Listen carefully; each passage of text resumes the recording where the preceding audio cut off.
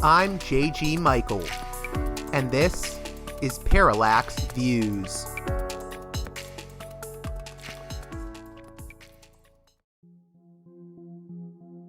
This edition of Parallax Views is brought to you by the $10 and above tier supporters of Parallax Views on Patreon.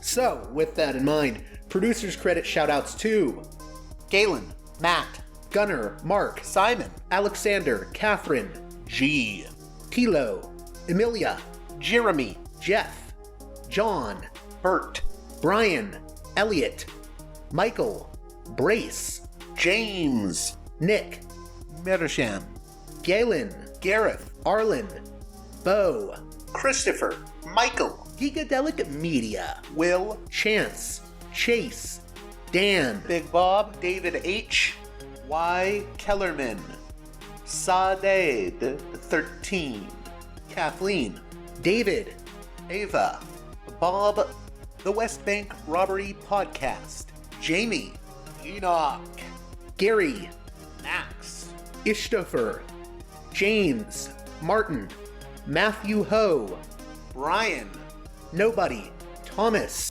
and Dano. And now on to the show. This edition of Parallax Views is brought to you by the $10 and above tier supporters of Parallax Views on Patreon.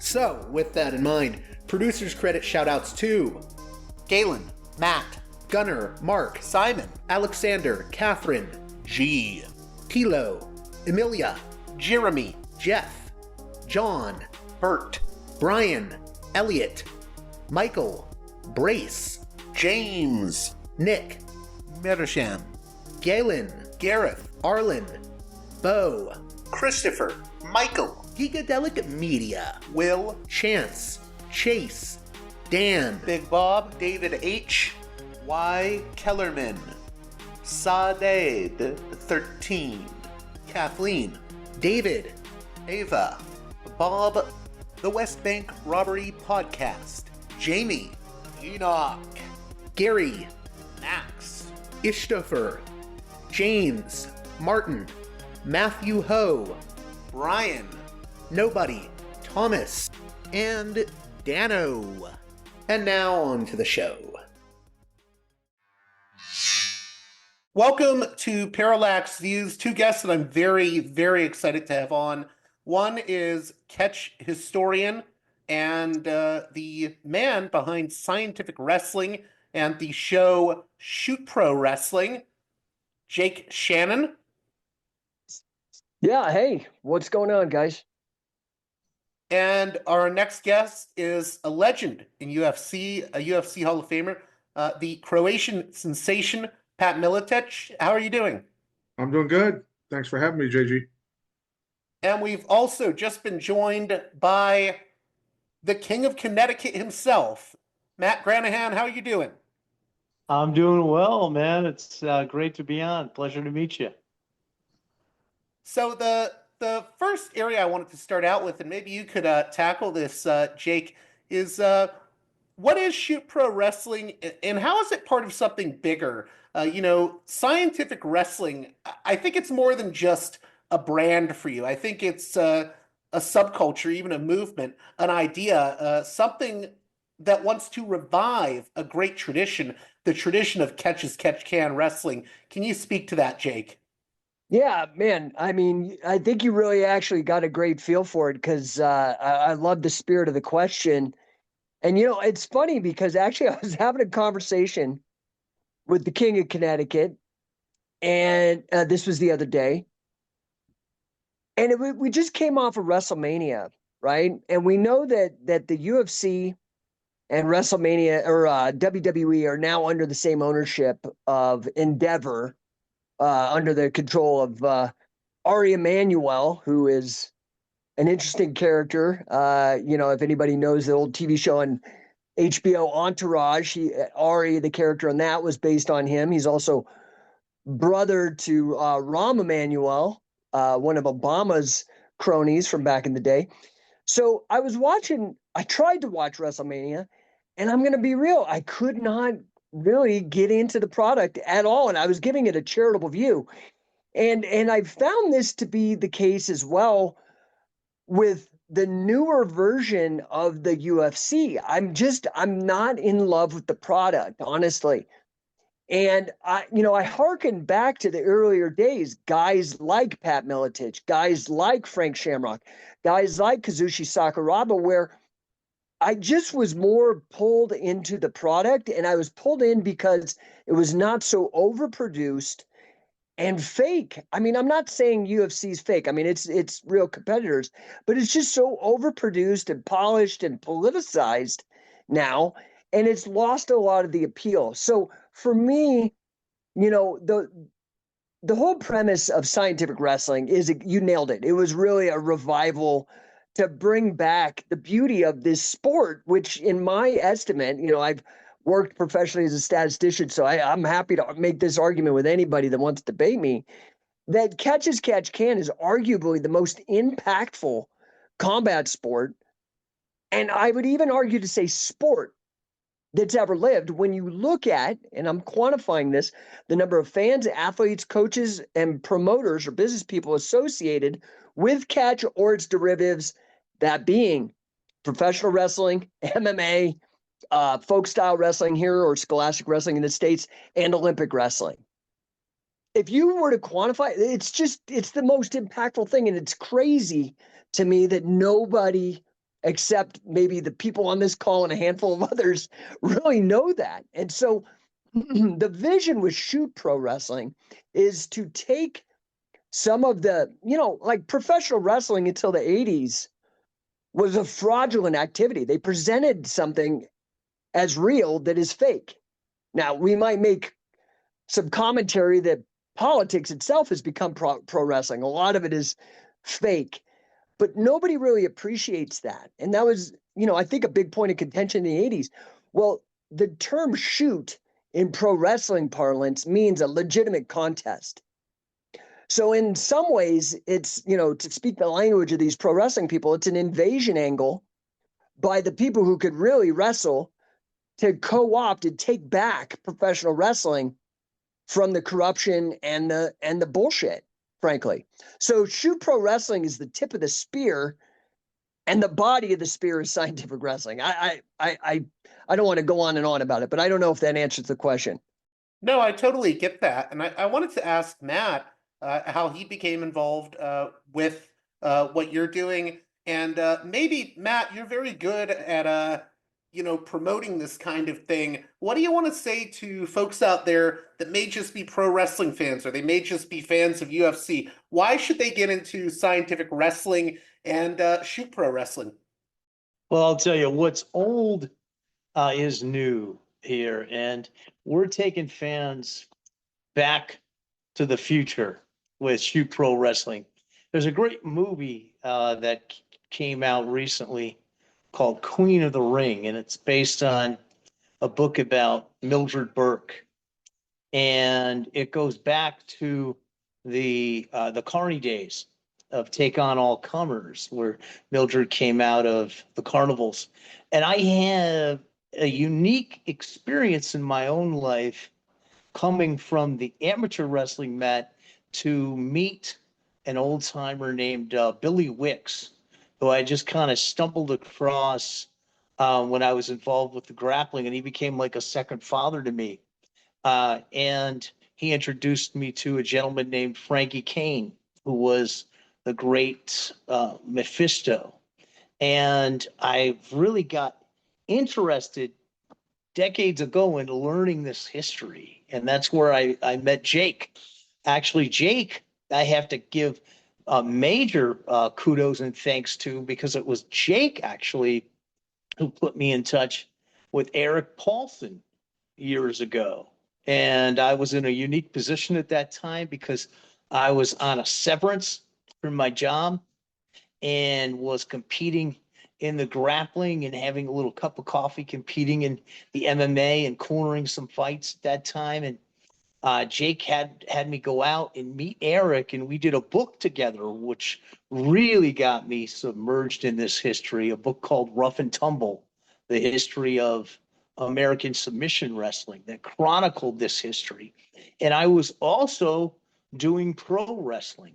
I started doing pro wrestling when I was in college.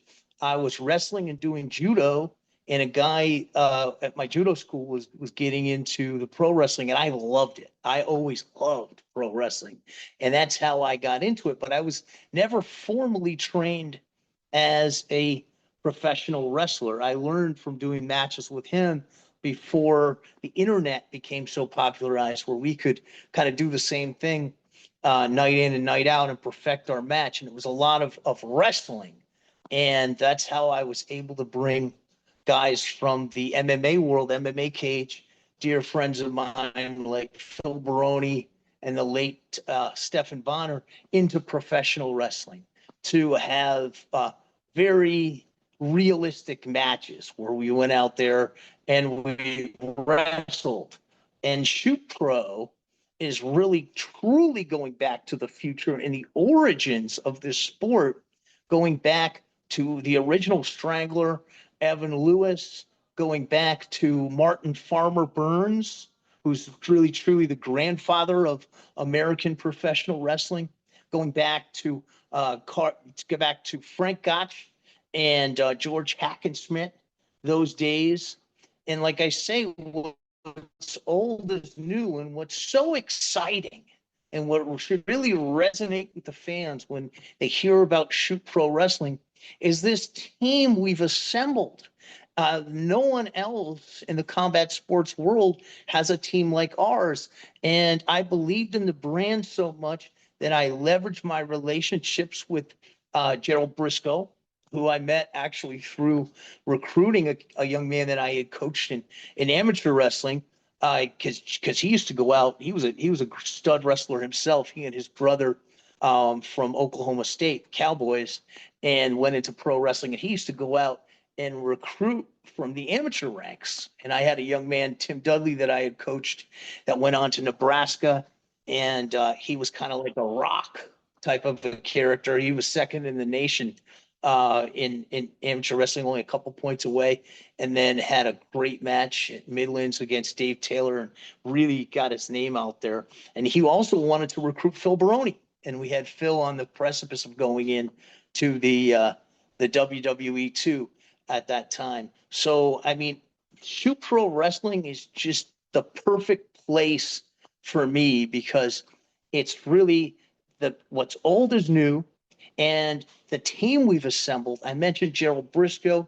I also brought Larry Zbyszko on board, the living legend, who was, prior to his pro wrestling career, came out of Pennsylvania and was a scholarship wrestler at Penn State, and then went on to have his feud with Bruno Sammartino. But also, Larry trained in hooks and in shooting with an old time British wrestler that Jake was familiar with, that was tight with Billy Robinson. And then we also brought in from Jake's side Frank Shamrock.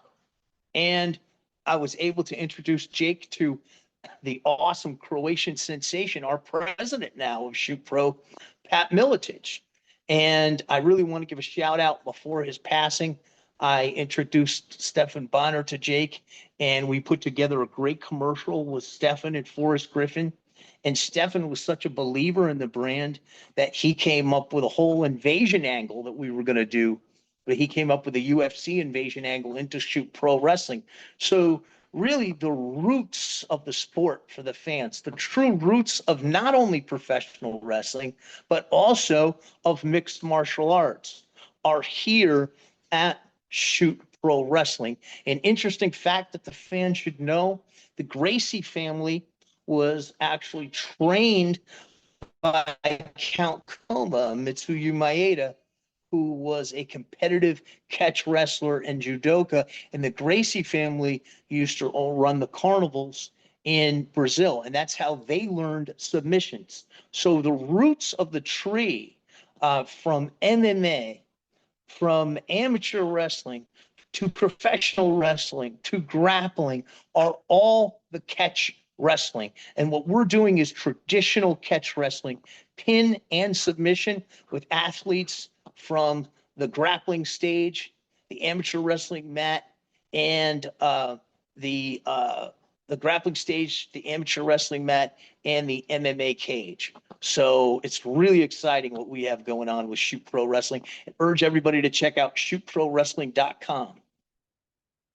So I have a bit of a two-part question for Pat, if that's okay. And the first part of the question is, you're one of the original sort of hybrid stylists within American MMA. You're sort of dealing with all different types of disciplines. How foundational was the catch style of wrestling to your style of fighting? Well, I mean, naturally, having grown up wrestling in Iowa since kindergarten, first grade, wrestling was my base for everything. Wrestling made me a great football player. Wrestling made me a great fighter. And just because I got a black belt in jiu-jitsu, which I have great respect for jiu-jitsu, it's an amazing art. But naturally, as a wrestler, my whole life, I'm going to take what makes sense to me from jiu-jitsu and incorporate that. I'm going to take what makes sense to me from even catch wrestling, the submission style of catch wrestling that they used primarily. I'm going to take what works in sambo, the leg locks and other things. So, for me, it was everything. It was our style. We were technically catch wrestlers with really good Muay Thai and boxing skills. That's what we were.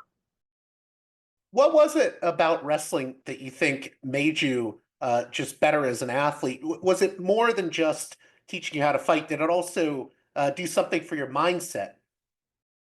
Well, there's no way to get through wrestling, especially in the state of Iowa or Pennsylvania or, a lot of these other Midwest states and other places where there's really tough wrestlers. You don't get through a season and multiples of seasons without becoming tougher.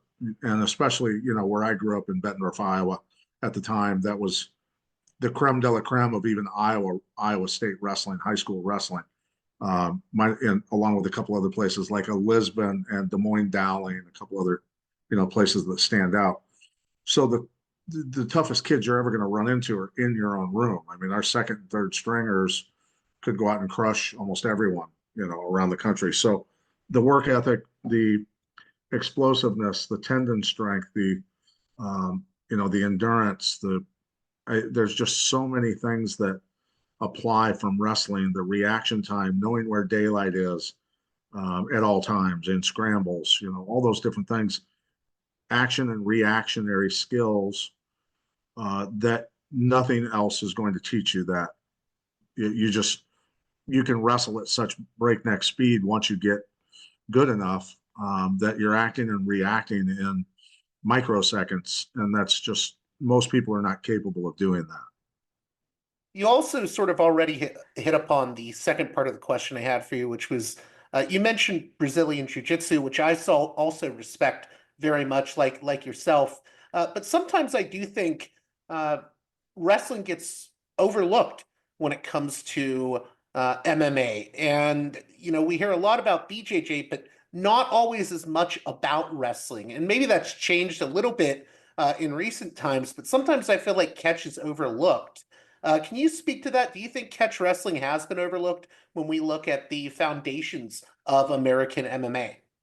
Well, I think people neglecting, so the things that were going on in Brazil starting in 1921 with Gracie Jiu-Jitsu, well, that was going on here in America, right?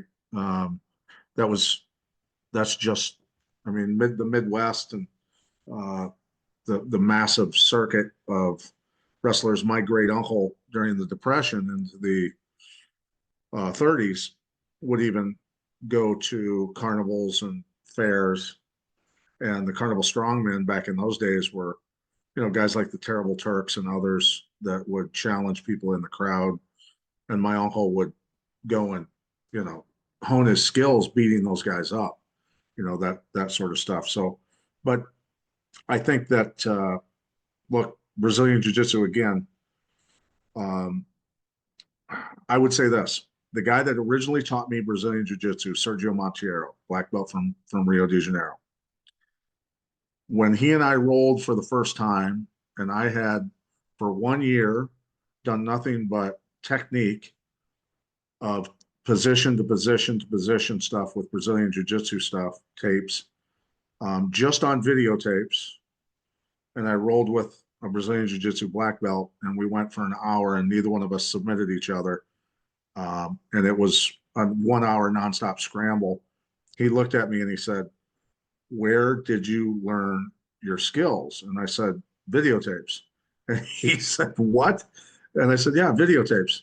And he couldn't believe it, but that was because of my wrestling, right? So there's no way that Brazilian Jiu-Jitsu by itself would be able to attain the lofty goals that it has without wrestlers learning the submission game, right? And so a lot of Americans just weren't aware of, the Mr. Wicks, the Farmer Burns, the Gotch, all this history. They weren't even aware of American history. That's why we're doing what we're doing, to bring back that history so that people understand the level of monster that this creates.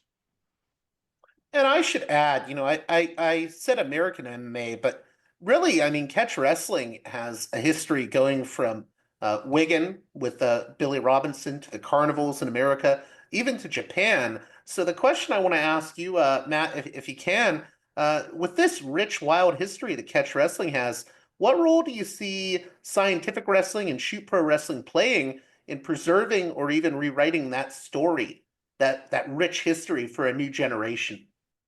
Absolutely. And I think that Shoot Pro Wrestling is the perfect platform to do that. When I was in Vegas at CatchCon and we had the tournaments, we had folks from the amateur wrestling mat, from grappling, from MMA, all competing there.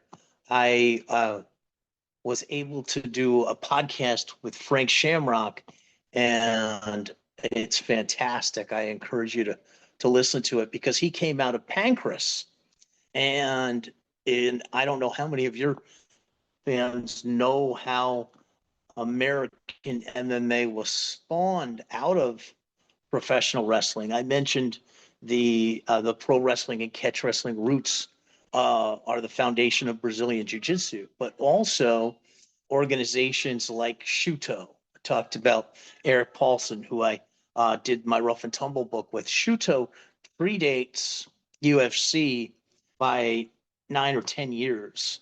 And then you had Pancras, which produced Ken and Frank Shamrock, Guy Metzger, Boss Rutan, all UFC champions. And that was spawned out of professional wrestling and out of UWFI. And Carl Gotch was really the instrumental character because it was Funaki and Suzuki, who were his students, who were the stars in Pancras. So what Frank discussed in the interview was that it's basically all pro wrestling, and I've always said that about UFC. And Art Davie, who was the original founder of UFC, who's a dear friend of mine who I've done a number of podcasts with. He used to be a regular guest on my old show, King's Court. He used to say that UFC was really just a shoot pro wrestling promotion, just like Shuto, which was founded by Tiger Mask, had the roots with Carl Gotch, just like Pancras. And that's what we can really convey to the fans. And also, shoot pro wrestling is so fan friendly. It's so exciting. A lot of times people will watch grappling and it can be boring. In shoot pro, because we have the pin, it forces the action. And I've had the pleasure of calling these matches with Pat and with Jake and with Larry Zabisco. And I can tell you, they are fast action matches because you've got to get your blades off the mat. And in conjunction with showing fans how exciting shoot pro wrestling is, we can also show them the history. And through our programming with shoot pro wrestling, we can explain the history. I mentioned I did the Rough and Tumble book. Well, Jake Shannon has done a number of books that are great education for the fans on the history of shoot wrestling, catch wrestling. Some may call it hook style wrestling, but really American wrestling. And recently, we've had the pleasure of working with 6 Degrees Media and the what's the Action Martial Arts platform, the Action Martial Arts magazine, and they have a large presence on YouTube and Roku. And with KJ Kordick, who was my broadcast partner when I worked for Waco Kickboxing years ago. And I was having that conversation with KJ just this afternoon about how wrestling is America's original martial art. Catch wrestling is America's original martial art. So we will continue to educate the fans on that. I've provided Jake and our producer Eli with some old interviews that I did with Billy Wicks and Frankie Kane for a DVD I produced many years ago called Tale of Two Carnies, and we'll be able to get the story out there in their own words. Jake has great sit-down interview that he did with Carl Gotch himself. So we have all of that in our library to present to the fans with this contemporary promotion, Shoot Pro Wrestling. So it truly is taking folks back to the future. So I hope this isn't too much of like a deep dive question, but I want to ask Jake, and also maybe Pat can give his thoughts. But when I was prepping for this conversation, I was thinking about that famous match that Sakuraba had with Gracie, where he won, and at the end he said, "Pro wrestling is the strongest," or "Pro wrestling is strong." Do you think that Shoot Pro Wrestling is trying to carry the torch of that attitude that Sakuraba was expressing when he made that famous comment after the match, "Pro wrestling is strong"? I wanted you to speak to that, Jake. What do you think? Yeah, I mean, so I've not really made it too much of a secret, but Sakuraba was pretty much the inspiration for all the work that I've done since 2002 with regards to scientific wrestling, Shoot Pro Wrestling. I do really feel, he was trained by Billy Robinson. That was a reason why I pursued training with Billy Robinson for the 7 years that I was lucky to learn with him. And yeah, 100%. The spirit of Shoot Pro Wrestling is slightly different. Like it's interesting when you look at the business models. UFC is promoted like boxing. That's because that's where the world Dana White came from, his advisors came from.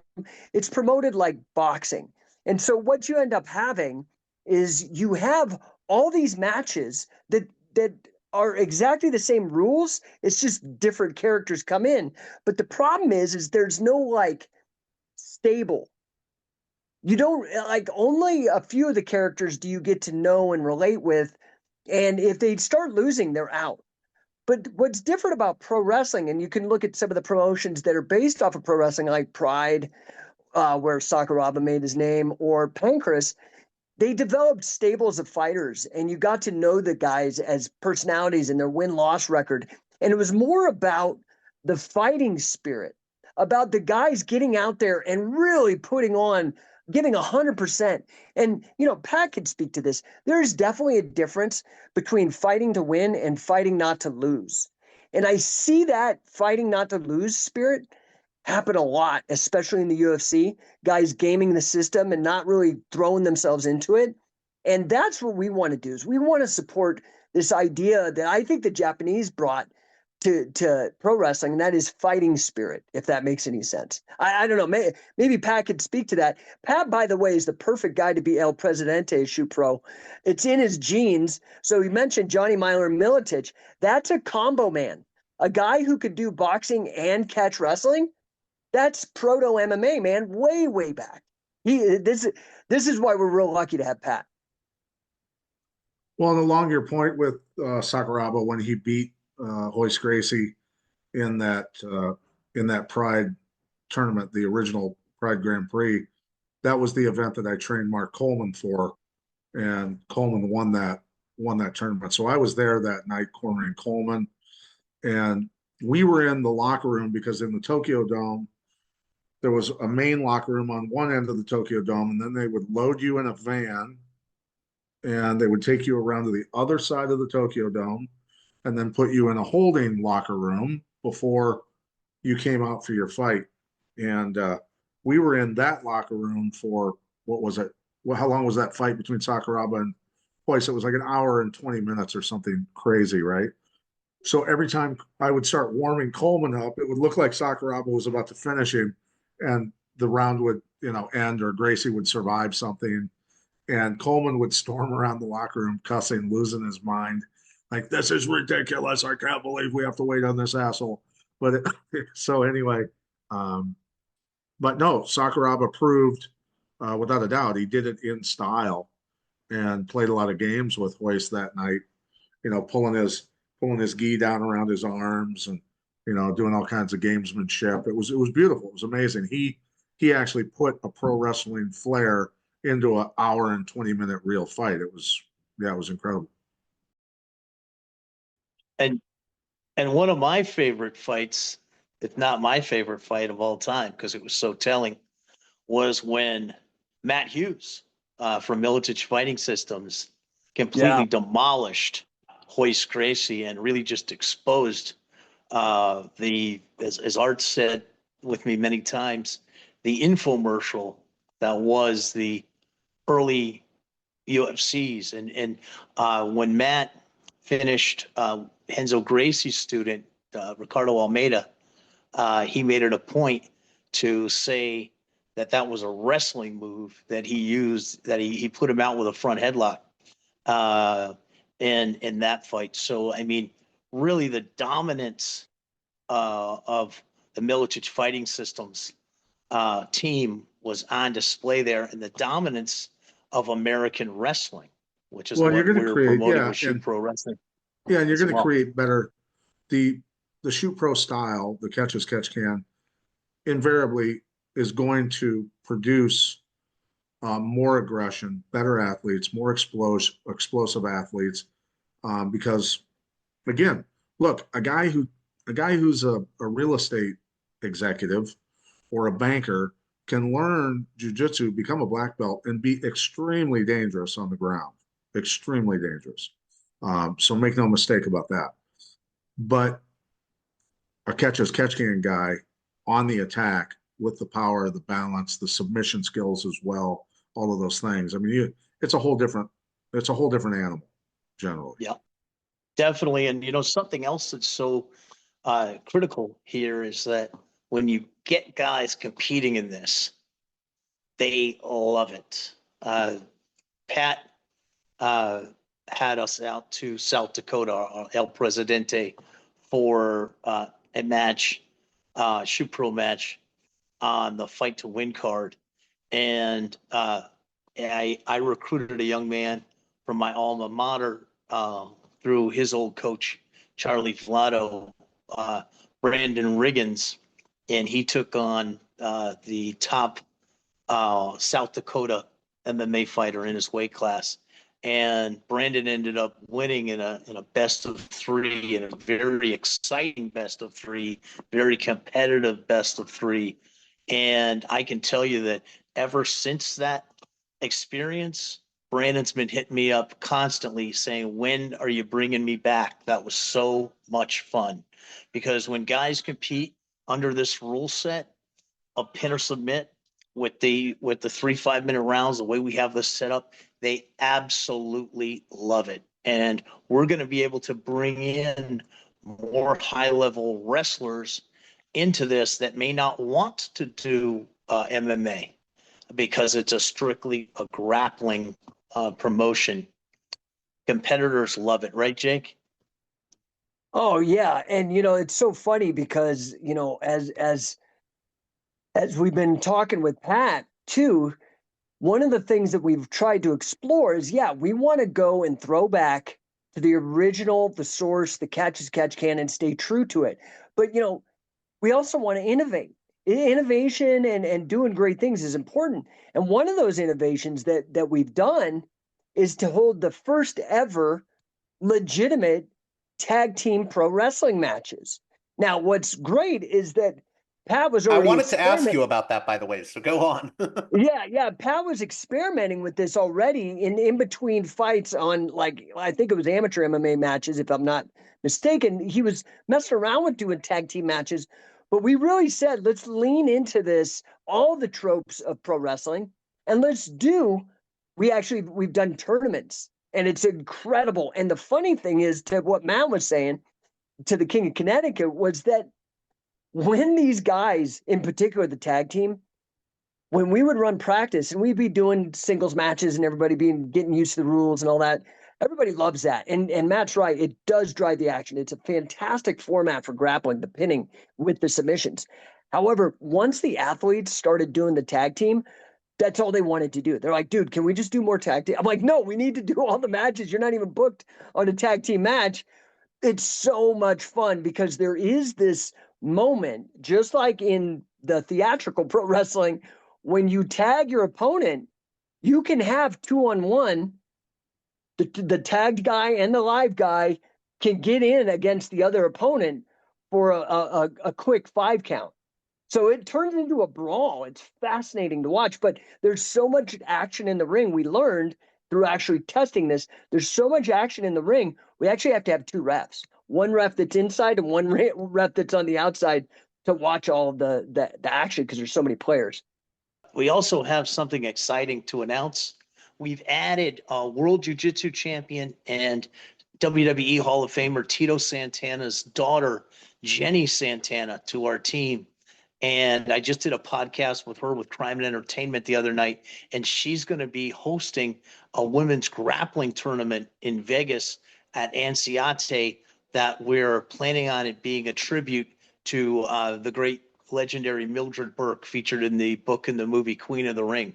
So we're going to have the tag teams, of course, we've already done, and we're going to start doing a women's division as well. I wanted to ask, since Jake brought it up, that whole idea of fighting spirit, and you said, Jake, that maybe Pat could speak more to that. Pat, would you be able to speak more to that and how that's going to factor in? Fighting spirit, I would say this, that, the Japanese mentality, I'll just say this, they appreciate the art, they appreciate the effort, they appreciate, the Japanese crowd would be basically silent until someone would go for a submission and the crowd would start to rise a little bit in noise. And then when someone would escape a submission, they really appreciated the craftiness and the ability to escape and get out of, and showing that chess match and that back and forth, the appreciation for that. But that samurai spirit, the mentality of Americans, as you got to understand, when I go to Japan and see the respect and all of this, and then I'd go to an MMA event back in the States, and you'd hear a guy in the crowd going, "Bust his skull cap off," and stuff like that. You'd go, "Holy shit, 2 worlds, totally different." But more than anything, when you take the aggressiveness of a wrestler combined and add the submissions, you're going to have just a different level, and you're going to see just a different level of action. Amazing scrambles, people scrambling to get off their back so they don't get pinned, and at the same time trying to stay out of submissions. And that takes massive amounts of effort. I can't lay on my back and coast and just be really good at letting somebody wear themselves out in the guard. So there's so many angles to that fighting spirit mentality. I could take it back to, I grew up in Bettendorf, Iowa, the Quad Cities. It's a river town. It's blue collar. It's farmer. It's work ethic. It's fighting for your next meal. Back to my great uncle, Johnny Miletich, who, when he was boxing when he started out in amateur boxing, when the Ford Motor plant closed during the Depression, you got to understand, everybody was freaking starving. Those guys were fighting for foods, like literally certificates to get groceries. So there's a lot of ways that I look at that fighting spirit, right? I just had two more questions I wanted to ask you guys, if we can go maybe a few minutes over, if that's okay. The first one is, and Jake, you may be great for this, is, Shoot Pro Wrestling is described on your website as the first competitive professional wrestling promotion with a rule set co-developed by Karl Gotch himself. If people aren't in the know, what does that all entail? Maybe you can talk a little bit about Karl Gotch and what that rule set is and why you promote that so heavily on the website. Well, really, I do bring a lot of kind of wrestling nerd to the product, and I feel it's important. I think history is super important. I feel science and technology. I think all these things are actually super crucial, but they're kind of a lot of times behind the scenes. And so, with regards to the historical side, when you look at a guy like Karl Gotch, who people may not know who that is, Karl Gotch was an Olympian. He was in the 1948 Olympics in London, was a Belgian freestyle and Greco-Roman champion. He got recruited when they saw him wrestling in London. The Wiganers, actually was Billy Robinson's uncle Alf, was scouting on behalf of Billy Riley's gym, saw Karl, invited him to come back to Wigan. Karl was a heavyweight. He was a big, strong human being, very nimble, could do like the iron rings. He could do all the crazy gymnastics. He could do all that stuff. A stud. He went to Wigan and got schooled by middleweights. And he realized, I have to stay here. He stayed in Wigan for 12 years until he felt like he'd reached he learned everything he possibly could there. Then he went to the States where he learned he got hooked up in Ohio with a promoter named Al Haft. Al Haft was a professional wrestler earlier, and he went by the name Young Gotch in reference to Frank Gotch of Iowa fame, and probably the most famous catch wrestler, most successful catch wrestler by many measures.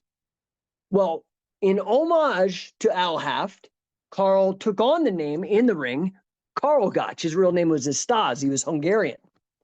And while he was in Ohio, he hooked up, and this is something that Frankie Kane, who's a mutual friend of both Matt and I, was able to let me know, and I brought it up with Karl. And this guy's in America named Frank Wolf, who also trained a little bit of Frankie Kane, taught Karl a bunch of American-style catch wrestling, which is sort of controversial in the little catch wrestling world, that Karl actually considered himself an American wrestler after learning from Frank Wolf, saying the American style was superior to the Wigan style, but that's neither here nor there.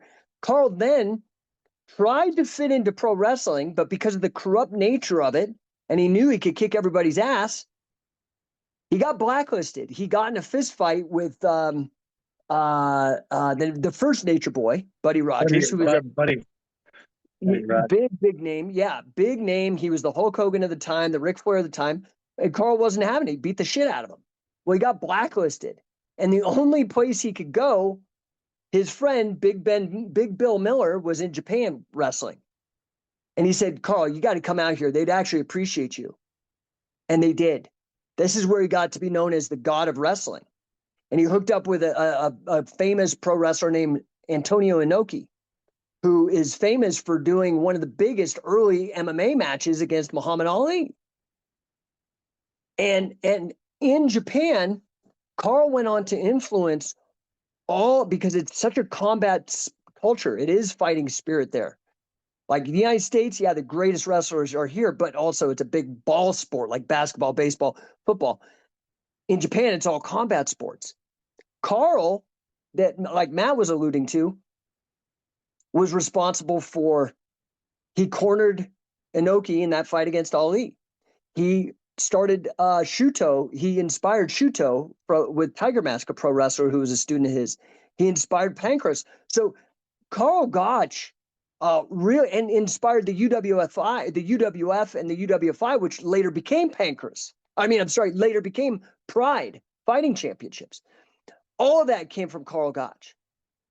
Had he been hit by a bus, well, he was actually in in a Nazi concentration camp during World War II, prior to winning the Olympics, had he died in that concentration camp, which he nearly did from starvation, it's a very likely scenario that MMA may not exist. So I consider, from kind of a historical standpoint, when you look at the actual history and not the marketing that Matt was alluding to with Art Davie, the founder of the UFC, like the marketing, but looking at the actual history, Karl Gotch is the father of MMA. And so for us to have a guy like that, he was a very good, close friend of mine and mentor, to help me devise rules for modern catch wrestling matches was priceless. Nobody will ever. I've inspired a lot of my own competitors, which is what a leader does. You know, people like what you're doing and they want to do their own thing because they don't like you, or they want to do their own thing and get the glory, whatever. They'll never be able to say, I mean, everything is derivative out of Karl. And so to me, that's a huge feather in the cap of Shoot Pro. Real briefly, Jake, in that regard, what is the rule set basically? Well, I mean, it's a fundamentally longer time periods. So we have matches that can be, it's best of 3 falls, right? So none of this like, oh, he won and we have to build up for a whole program to do the crap they do in boxing. We figured out right now who's the best man on that night. The second of all, it's pin or submission. And we have the most liberal or open, the most free rule set. And that is that pretty much anything goes, except small joint manipulation, eye pokes, groin shots. But it's very, very, very open. It's similar how MMA has an open policy on most submissions. So, but the real innovation, and it seems like a no-brainer to me, is really the pin. Like, everybody sleeps on the pin, and they're like, "Oh, just take the pin out." And like, no, it's actually it's the secret to the sauce. It's the Colonel's secret recipe. It's really what makes it amazing, in my opinion. I just had one more question for Pat, and maybe Jake, you can comment on this too. I think sometimes when I talk to people outside of the combat sports world, I'll use the term, well, catch wrestling, combat sports, these are all sort of sciences. I mean, they call boxing the sweet science, and there's a reason for that. And I think sometimes people have a hard time understanding. There is sort of a set of principles that you have to follow, a sort of systemic study of principles involving grappling, leverage, biomechanics that you all use to achieve techniques and strategies to win. So there are these sort of scientific principles at play to understand and improve performance. And I think, Pat, that ties into having something like the Miletich fighting system. Can you speak to catch wrestling as a sort of science? There is a sort of science to it. Oh no, there's a massive amount of science, and the thing is the beauty of even collegiate wrestling, D1 guys, the the level of finesse and technique, and then you combine that with, again, supreme levels of power, explosiveness, athleticism, all of those things. But Even catch as catch strategy can. as well. Yeah. Yeah, and there's so much, what's up my sleeve, just as there is in any combat art or warfare in general, but then it's mano a mano, that yeah, there's a lot of deception, a lot of stuff that I'm doing that is sending a mixed signal, maybe making the guy defend his neck when I really want his arm or something else. All of those things are going on. And maybe, just maybe, I'm scaring the daylights out of him with a choke while actually I'm trying to pin him. So there's that extra added element of getting pinned along with being submitted. That's that dual threat that I can at any point attack one or the other or both at the same time to expose and scare the daylights out of my opponent and get him to fall for one of them, right? So there's that added element. Yeah, and it's interesting too, because like one of the things that I've had the pleasure of being in the room when Pat coaches, and one of the things that he talks about are these some of the most basic scientific principles of like How do you get leverage-based compliance out of another human being that is non-compliant, right? Like, this is the difference between theatrical wrestling and shoot wrestling is compliance. How do I put on a show with another human being that is trying to do to me what I'm doing to them? That is so fundamental to the human experience. I don't think we'll ever transcend it. Pat is an expert at the science of all this. You know, he says it himself. He's like, I make superhumans.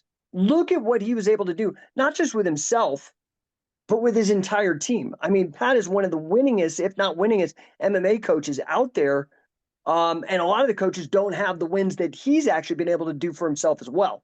They got him in the UFC Hall of Fame. So we're very blessed to have this amazing team. I'm so excited for the future. You know, the main thing is that we're looking for that big level support, right? We're looking for our version of the Fertitas, our version of Ari Emanuel, our guy who gets the vision, sees the vision, and wants to run with it, and understands that while it's complementary in some ways sits between WWE and UFC, it's its own thing, and it has hundreds of years of tradition and so many wonderful characters in history. I'm so excited about the future, honestly, for Shoot Pro Wrestling. Definitely.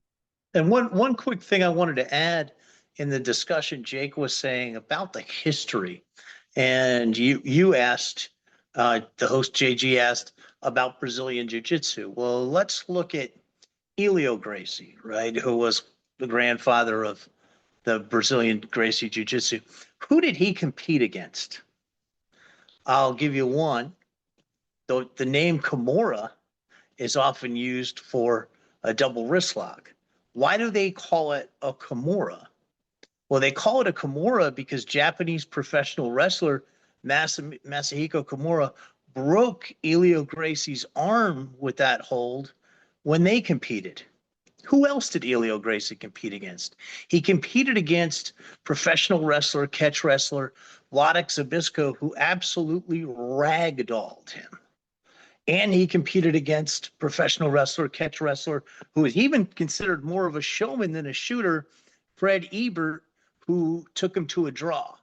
So the roots, again, of every form of, be it MMA, be it Brazilian Jiu-Jitsu, be it modern day grappling, be it NCAA wrestling, the roots of every single one of those is catch wrestling and is shoot pro wrestling. And that's why as fans, you need to check out shootprowrestling.com.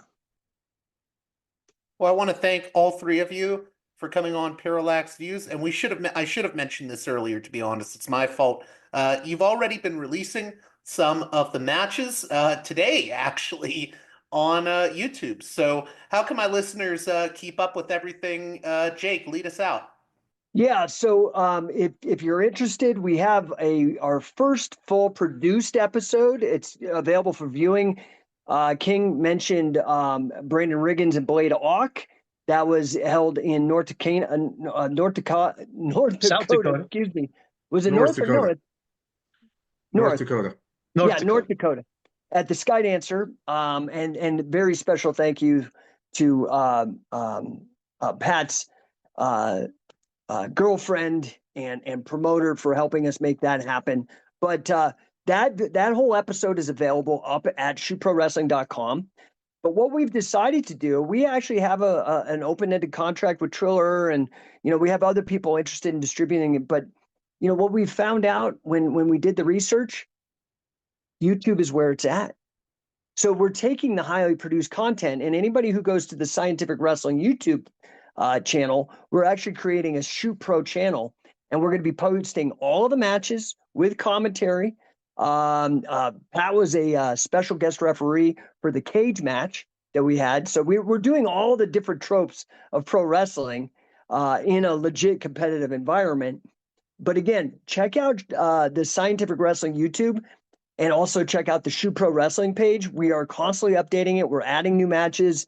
We actually have a full season of TV that we're producing right now as well. So I think probably YouTube's the best place. I want to give a shout out to our media partners that are airing Shoot Pro Wrestling, Crime and Entertainment, which is a very popular podcast platform, Canada's top combat sports podcast with over 500,000 subscribers, the Hannibal TV, and Action Martial Arts and the 6 Degrees Media on both their YouTube and their Roku platforms. And one other I forgot, I don't want to forget the Paz, great wrestler and grappler himself, is airing us on the ever popular 2-man power trip of wrestling, which Pat and I had the pleasure of being a guest on. Well, I think that's a great note to end on. I want to thank you again, Jake, Pat, and Matt for coming on Parallax Views, and I hope people check out Shoot Pro Wrestling. Thanks, JG. Thank you.